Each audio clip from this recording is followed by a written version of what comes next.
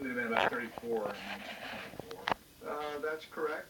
There's some debate over when he was born, but based on what I've been able to determine on his movements, he was probably born in 1890, so he would have been about 34 at that time. How big was Vietnam in the 1890 to 1920 era? Physically, you mean? Physically and population. Mm-hmm. The total population perhaps at that time may have been about 15 million.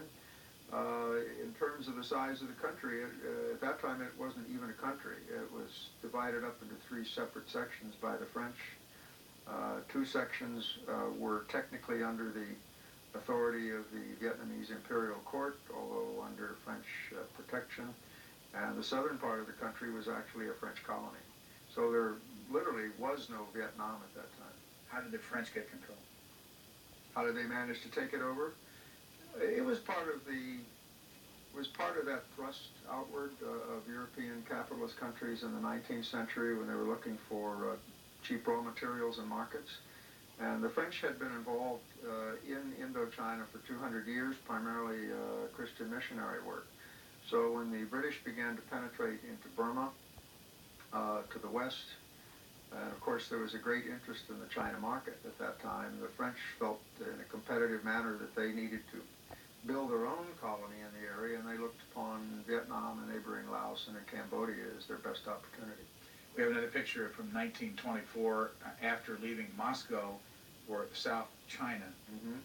What were the circumstances that he looks a lot different here than he did in that other picture? He does, doesn't he? He looks very serious and somber, and looks like a different hairdo.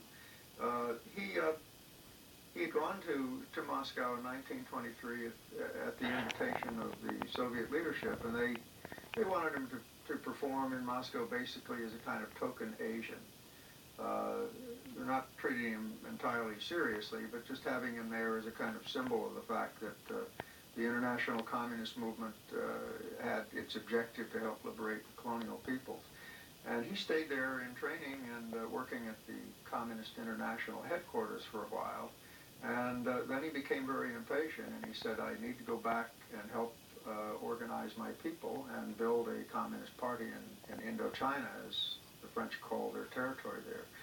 And he literally had to plead for permission to go back, not to Vietnam, where he would have, of course, been, at that time he would have been under arrest. So he went back to South China and created the first revolutionary movement out of the emigre community living there. So that's one of the pictures that was probably taken around that time.